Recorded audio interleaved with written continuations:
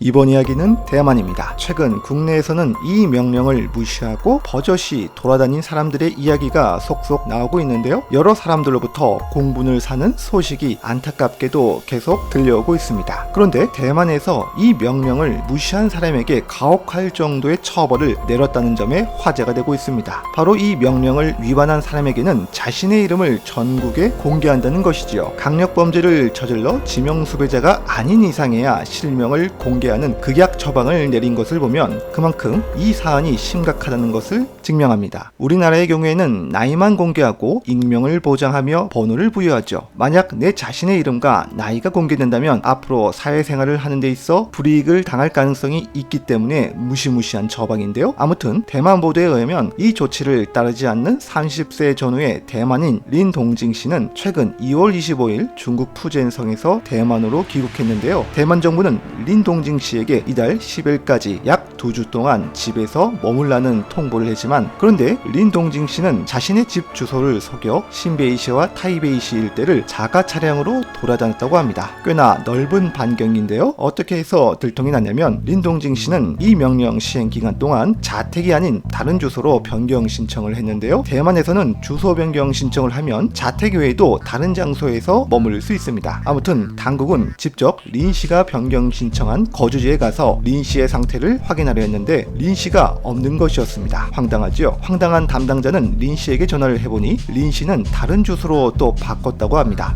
2번 바꾼 거죠. 이에 당국이 직접 확인하기 위해 린 씨가 또 바꾼 주소로 가보니 린 씨가 없고 다른 집주인이 나와 린 씨를 전혀 알지 못한다고 했습니다. 이후 담당자와 당국은 린 씨와 연락을 하려 했지만 연락이 안 됐고 정부는 특별 조례에 의거해 린 씨의 개인정보를 공개했습니다. 실종 신고를 받은 경찰도 수사에 들어갔고요. 결국 린 씨는 경찰서에 나타났고 경찰 조사에서 자신은 호텔에 머물고 맥도날드에서 식사하고 시내를 돌아다니며 해변까지도 들렀다고 합니다. 이에 당국은 린 씨를 즉각 병원으로 이송하여 검사를 받게 했고, 당국은 린 씨의 행동은 매우 악질적이며 관련 규정을 위반하여 엄벌할 것이라 했습니다. 여기에 이 엄벌은 이름을 공개하는 것 외에도 특별조례에 의거하여 이 명령을 받는 사람이 공공장소에 나타나 전염시킬 우려가 있는 경우엔 2년 이하의 유기징역 또는 200만 대만 달러의 벌금이 부과됩니다. 한국 돈으로 약 8천만 원을 부과받을 수 있다 합니다. 징역형까지. 그만큼 사안이 엄중하다는 것을 의미하지요. 이 소식에 대만 네티즌은 저 사람 때문에 더 번지겠다, 징역 살게 해라 등의 격양된 반응을 보였고요. 린 징동 씨는 단숨에 악플을 무지하게 받는 인기 스타가 되었습니다. 아무튼 우리나라뿐 아니라 다른 세계의 나라들도 대만처럼 강력한 조치를 통해 이 위기를 잘 넘겼으면 합니다.